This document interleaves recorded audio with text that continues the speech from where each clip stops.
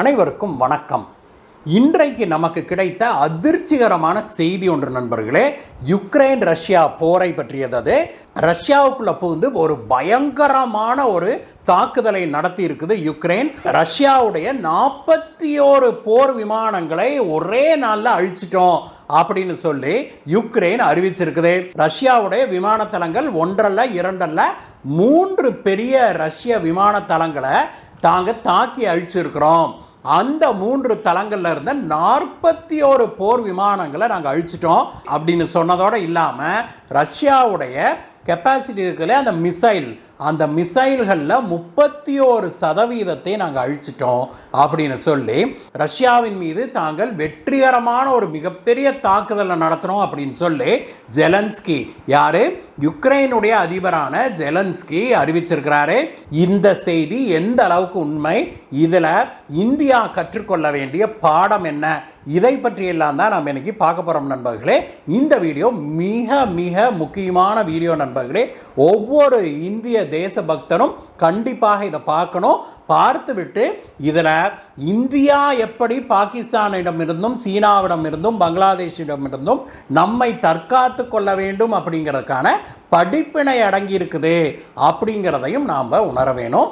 அந்த படிப்பினையை நாம் ஏற்றுக்கொள்ள வேணும். வாங்க நண்பர்களே, வீடியோ போகலாம். நண்பர்களே, நம்ம சேனலுக்கு முதல் முறையாக வந்திருக்கிறீங்க அப்படின்னாக்க கீழே இருக்கிற சப்ஸ்கிரைப் பட்டனை தட்டுங்க. உங்களுடைய சப்ஸ்கிரிப்ஷனும் லைக்கும் ஃபார்வர்டும் நமக்கு மிகப்பெரிய ஊக்கமாக வருது. இந்த வீடியோ பிடிச்சா ஒரு லைக் போடுங்க நண்பர்களே. வாங்க நண்பர்களே, வீடியோவுக்கு போகலாம்.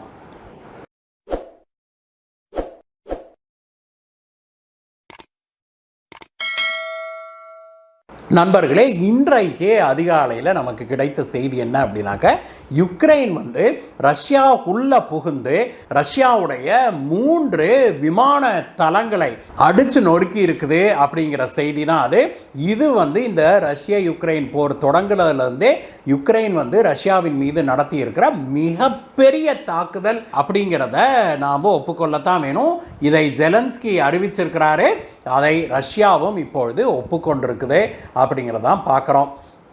நேற்று இரவோடு இரவாக ரஷ்யாவுடைய 3 விமான தளங்கள் பெலாயா, டியாஜிலேவோ, ஒலென்யா ஆகிய 3 விமான தளங்களை தாக்குனதாக அறிவிச்சிருக்கிறாங்க. அதற்கு பிறகு யுக்ரைன் வெளியிட்ட இன்னொரு அறிக்கையில் அவங்க என்ன சொல்லியிருக்கிறாங்க, 5 விமான தளங்களை நாங்கள் இந்த மாதிரி தாக்கி இருக்கிறோம் அப்படின்னு சொல்லியிருக்கிறாங்க. அதில் 4வது தளத்துடைய பெயரை ரிலீஸ் பண்ணியிருக்கிறாங்க. 5வது தளம் எதுன்னு யுக்ரைன் சொல்லலை. 4வது தளம் இவானோவோ அப்படிங்கிற தளம். அது இப்படி 5 விமான தளங்களை தாக்கி இருக்கிறோம்னு யுக்ரைனும், ரஷ்யா இல்லை 3 தளங்களை தாக்குனாங்க அப்படின்னும் அறிக்கைகளில் மாறி மாறி சொல்லிக்கிறாங்க. யுக்ரைன் 4 விமான தளங்களை தாக்கணும்னு சொல்லுச்சு இல்லையா. இந்த எல்லை தாண்டி தாக்குதல் நடத்தி இருக்கிறாங்க அப்படிங்கிறதெல்லாம் கூட ஒரு போரில் ஒரு மிகப்பெரிய விஷயம் அல்ல நண்பர்களே. யுக்ரைன் என்ன செய்தது இந்த தாக்குதல்ல அப்படிங்கிறது தான் இன்றைக்கு உலக நாடுகளையே திரும்பி பார்க்க வச்சிருக்குது. இந்தியாவை அப்படி எழுந்து உட்கார்ந்து கவனிக்க வச்சிருக்குது அப்படின்னே சொல்லணும். யுக்ரைன் என்ன பண்ணியிருக்குது அப்படின்னாக்க, தங்களுடைய ட்ரோன்கள் இருக்குது இல்லையா, அந்த ட்ரோன்களை ரஷ்யாவுடைய எல்லை பாதுகாப்பு படைக்கே தெரியாம ரஷ்யாவுக்குள்ள கடத்திக்கிட்டு போயிருக்கிறாங்க. ட்ரோனை ஓட்டிக்கிட்டு போகல. ட்ரோனை நீங்க பறக்க விட்டா தானே உங்களோட ஆன்டி ஏர் டிஃபென்ஸ் சிஸ்டம் எல்லாம் தடுக்கும், கண்டுபிடிக்கும். இந்த ட்ரோன்களை இவங்க வண்டிகளில் வச்சு, ட்ரக்கில் வச்சு கடத்திக்கிட்டு போனதாக யுக்ரைனுடைய அதிபர் ஜெலன்ஸ்கி சொல்லியிருக்கிறாரு. வாகனங்கள்ல மரப்பெட்டிகள் அடைச்சு இந்த ட்ரோன்களை இவங்க ரஷ்யாவுக்குள்ள கடத்திக்கிட்டு போய் இந்த ஏர்பேஸ் எல்லாம் எதை டார்கெட் பண்ணாங்களோ, உதாரணத்துக்கு பெலாயா அப்படிங்கிற ஒரு ஏர்பேஸை டார்கெட் பண்ணியிருக்காங்க இல்லையா, அந்த ஏர்பேஸுக்கு பக்கத்திலேயே இவங்க இந்த ட்ரோன்களை கொண்டுட்டு போய் ஒளிச்சு வச்சிருந்திருக்கிறாங்க.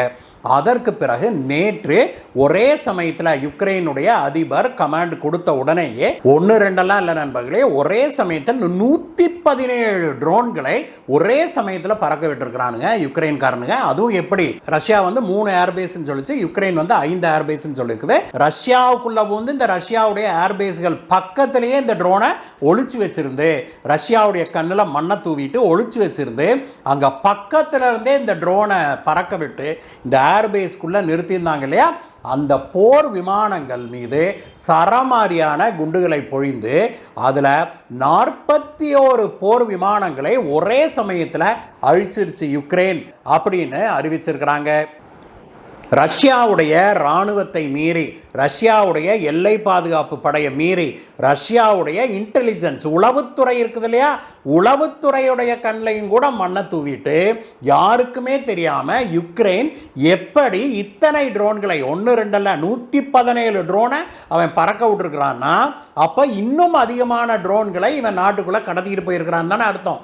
எப்படி இப்படி நூற்றுக்கணக்கான ட்ரோன்களை இத்தனை பேருக்கு கண்ணில் மண்ணை தூவிட்டு உள்ள கொண்டுட்டு போய், அதுவும் இந்த விமான தளங்கள் எல்லாம் யுக்ரைனுடைய ரஷ்ய யுக்ரைன் எல்லையில இருந்து நூற்றுக்கணக்கான கிலோமீட்டர்கள் தள்ளி இருக்குதுன்னா பார்த்துக்கோங்களேன். அதில் இந்த பெலாயாலாம் எடுத்தீங்கன்னா 4700 கிலோமீட்டருக்கு அந்த பக்கம் இருக்குது அப்படின்னு சொல்றாங்க.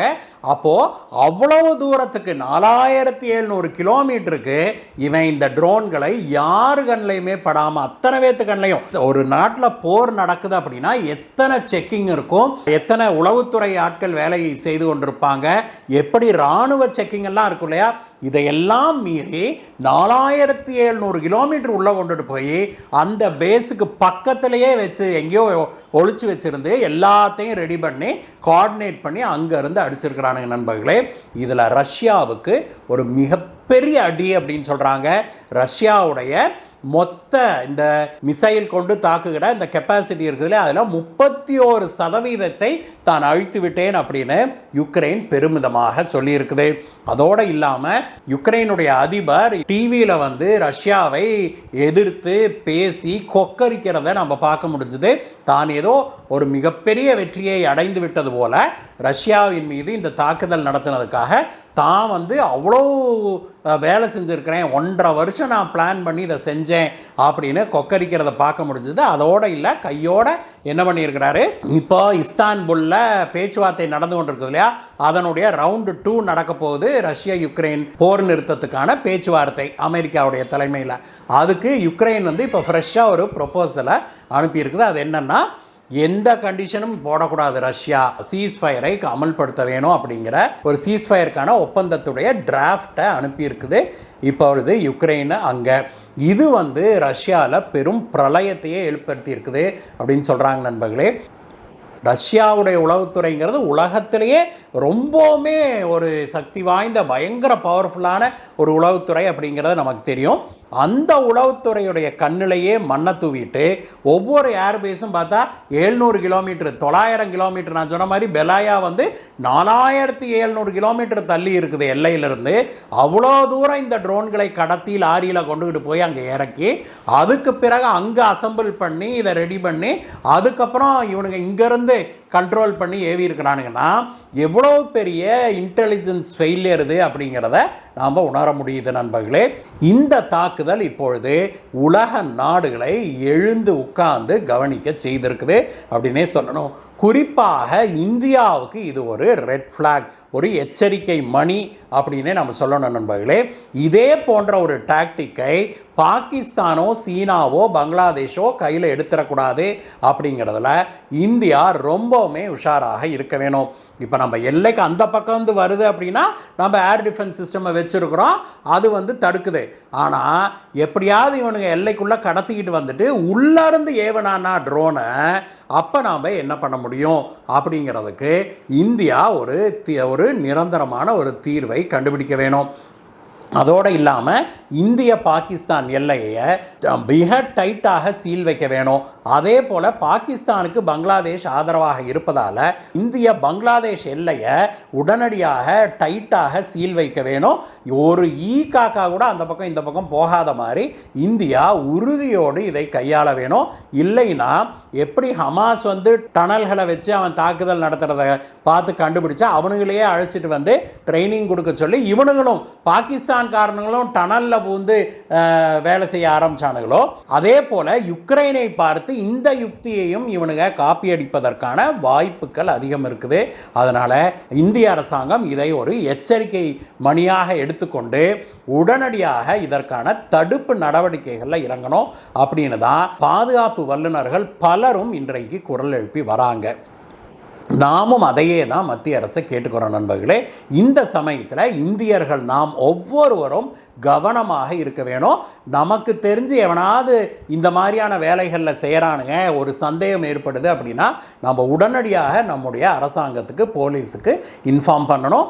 அதே போல் வெளிநாட்டவர்கள் யாராவது நம்ம வீடு வாடகை கொண்டிருப்போம், பில்டிங் வாடகை கொண்டிருப்போம், அல்லது நமக்கு அக்கம் பக்கத்து வீடுகளில் குடியிருக்கிறத பார்த்தோம் அப்படின்னா உடனடியாக நாம் போலீஸாருக்கு இன்ஃபார்ம் பண்ண வேணும். அவர்கள் ஆப்பிரிக்கர்களாக இருக்கலாம், அல்லது பங்களாதேஷ்காரர்களாக இருக்கலாம், அல்லது பாகிஸ்தானியர்களாகவோ அல்லது வேறு நாட்டை சேர்ந்தவர்களாகவோ இருந்தாங்க அப்படின்னாக்க உடனடியாக நம்ம அரசாங்கத்துக்கு தெரிவிக்க வேண்டியது நம்முடைய கடமை நண்பர்களே.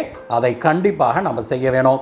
அதே போல் நாம் வேலைக்கு ஆள் எடுக்கிறோம், அது வடநாட்டுக்காரங்க அப்படின்னு பொதுவாக நம்ம சொல்லிவிடுறோம். அப்படி நாம் வேலைக்கு ஆள் எடுக்கும்போது சாதாரண விஷயம், விவசாயத்துக்கு கூட இன்றைக்கு வடநாட்டுக்காரர்களை நம்ம வேலைக்கு அமர்த்துறோம். இது காலத்தின் கட்டாயம் அப்படிங்கிறத நம்ம உணர்றோம். ஆனால் அப்படி நம்ம வேலைக்கு அமர்த்துவதற்கு முன்பாக அவர்களுடைய ஐடி கார்டை வாங்கி பார்க்கணும். ஆதார் கார்டு வச்சிருக்கிறாங்களா, அவர்கள் இந்தியர்கள் தானா அப்படிங்கிறத நம்ம தெளிவுபடுத்தி கொள்ள வேணும் நண்பர்களே. நம்ம வீடுகளில் பெயிண்டிங் அடிக்கிறோம், வெயிட் வேலை செய்கிறோம், விவசாயம் பண்ணுறோம், ஃபேக்ட்ரி வச்சுருப்போம், இண்டஸ்ட்ரியில் வேலைக்கு நம்ம அழைக்கிறோம். இந்த மாதிரி எந்த வேலைக்கு நாம் அழைச்சாலும் வடநாட்டுக்காரர்களாக நாம் வேலை வழங்குகிறோமா, உடனடியாக நாம் அவர்களுடைய ஐடி கார்டை செக் பண்ணிட்டு தான் நாம் அவர்களுக்கு வேலை வழங்க வேணும் அப்படிங்கிறதும் நம்முடைய கோரிக்கையாக இருக்குது. அப்படி ஒவ்வொரு இந்தியரும் விழிப்போடு இருந்தால் தான் இந்த பாகிஸ்தானியர்கள் பங்களாதேஷியர்களெல்லாம் நாம் வெளியேற்ற முடியும் அப்படிங்கிறதையும் நாம் உணர வேணும். இந்த வீடியோவை பற்றிய உங்களுடைய கருத்துக்களை சொல்லுங்கள் நண்பர்களே. மீண்டும் உங்களை வேறு வீடியோ சந்திக்கிறேன் கைஸ். Bye bye.